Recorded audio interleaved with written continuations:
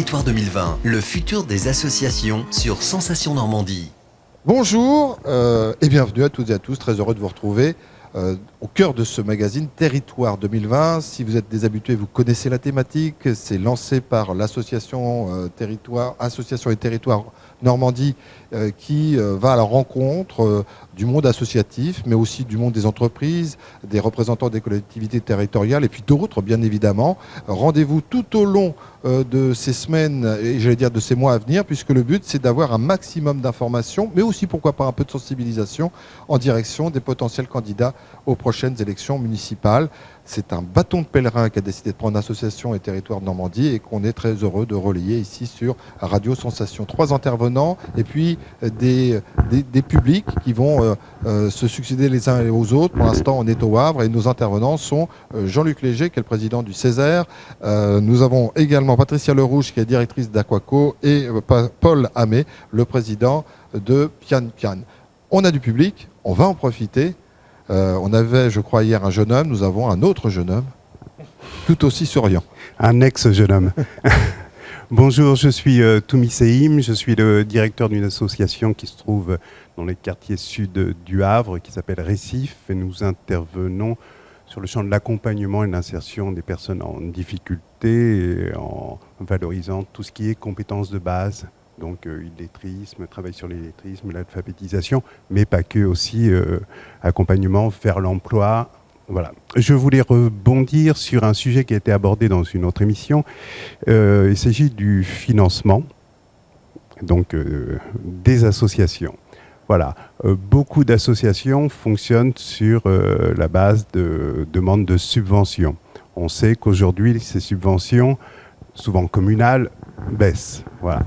Donc, beaucoup d'associations travaillent sur pourquoi ne pas demander ou solliciter l'intercommunalité pour justement pouvoir mettre en œuvre des projets qui sont tous d'utilité sociale. Il faut bien se mettre ça en tête. Les associations sont utiles, elles n'existent pas comme ça pour rien. Donc, je voulais dire que les associations travaillent avec beaucoup de bénévoles, donc beaucoup de personnes évidemment de bonne volonté, qui ne sont pas forcément des spécialistes en termes de demande de subvention. Une demande de subvention dans une commune, c'est un document, c'est des relations, etc., etc. Une association peut le faire. Lorsqu'il s'agit d'intercommunalité, c'est déjà un dossier un peu plus complexe. Étant donné la baisse des subventions, aujourd'hui, beaucoup d'associations sont obligées de se tourner soit vers des demandes de subventions au niveau national ou européen. Or, aujourd'hui, il est vraiment pour ceux qui l'ont vécu, qui ont travaillé dessus, très difficile de constituer, d'écrire un projet de demande de subvention via le Fonds social européen, donc l'Europe. Et là, on a besoin de techniciens, de personnes qui connaissent réellement comment compléter un dossier qui est, pour ceux qui, encore une fois, qui ont écrit ces projets-là, des demandes de projets qui sont vraiment très complexes. Donc là, aujourd'hui, on demande aux associations qui sont sur les territoires de faire un travail d'utilité, certes. Les subventions baissent, mais très peu, hélas, de subventions de petites associations qui rendent des services dans les quartiers, etc., sont à même de pouvoir constituer, écrire un dossier de demande de subvention européenne. Et donc, les associations risquent d'être obligées, d'un côté c'est positif, parce qu'il va falloir se regrouper, mutualiser les compétences, mais obligées de soit lâcher prise, soit de s'associer, de fusionner, voire en tout cas mutualiser les compétences pour pouvoir proposer un projet d'utilité sur un territoire. Encore une fois, un dossier européen, ça ne s'écrit pas en 5 minutes et sur 2 pages. Paul Hamé, Patricia Lerouge, vous allez dans ce sens-là, vous dites oui, je l'ai vécu, oui, j'ai rencontré ces difficultés. Oui, alors effectivement, bon, après nous on est une structure déjà avec une grosse structure salariée, donc avec effectivement de la technique, c'est aussi ça, le choix qui peut se faire, c'est effectivement soit on abandonne, soit on se regroupe, soit on investit dans la compétence pour pouvoir développer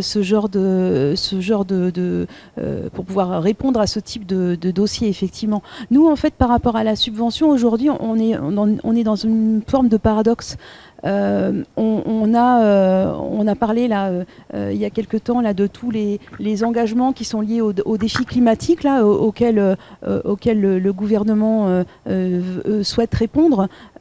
Nous, en tant qu'association de protection de l'environnement et d'insertion sociale, on répond à pas mal de ces objectifs. On nous sollicite beaucoup par rapport à ça, en tant qu'expert, on va dire, hein, en tant que technicien. Mais paradoxalement, nos subventions baissent également, alors qu'on répond toujours aux grands axes qui sont définis par les collectivités ou par certains établissements publics pour lesquels on travaille.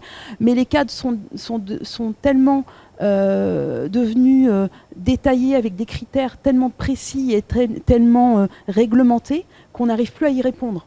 Il y a encore quelques années, on était libre. Paul disait tout à l'heure, on répond à un besoin, mais pas que. Je pense pas. Je pense que aussi on est là pour proposer des choses à un territoire qui l'a pas forcément vu. Et il y a encore 10-15 ans, il me semble qu'on avait cette force d'aller voir les élus du territoire et de leur dire là, il y a cette chose que vous n'avez pas vue, il faut la valoriser. On vous propose un projet et ça marchait. Aujourd'hui, ça marche plus. Aujourd'hui, les règles, elles viennent du haut. On nous dit, vous avez un projet d'environnement, mais il faut que ça soit dans tel cadre, avec un plan, machin, enfin voilà, et répondre à tous ces critères. Ah ben on n'y est pas, parce que nous, notre territoire, on est tout seul dessus et on propose des choses tout seul. Donc il y a aussi ce paradoxe en fait. Alors c'est peut-être lié à notre activité par rapport à la protection de l'environnement, mais voilà, moi j'ai l'impression qu'effectivement, on n'a plus cette liberté de proposer les choses et d'agir avec les collectivités. On a perdu. Jean-Luc Léger, est-ce que vous avez, je suis sûr, une proposition, une réponse, mais je me disais aussi, à l'écoute de la question, est-ce qu'il faut envisager une plateforme des bonnes pratiques qui puisse être un endroit de mutualisation et reverser ensuite, qui soit disponible à l'ensemble des personnes qui veulent faire ces démarches? Oui, mais aussi que ça soit pris en compte par les collectivités territoriales et particulièrement alors là pour les projets européens par la région. Parce que actuellement commence la négociation des futurs programmes européens et qui seront arrêtés, la négociation sera arrêtée en 2020. Donc voilà, on est quand même en plein dans le processus.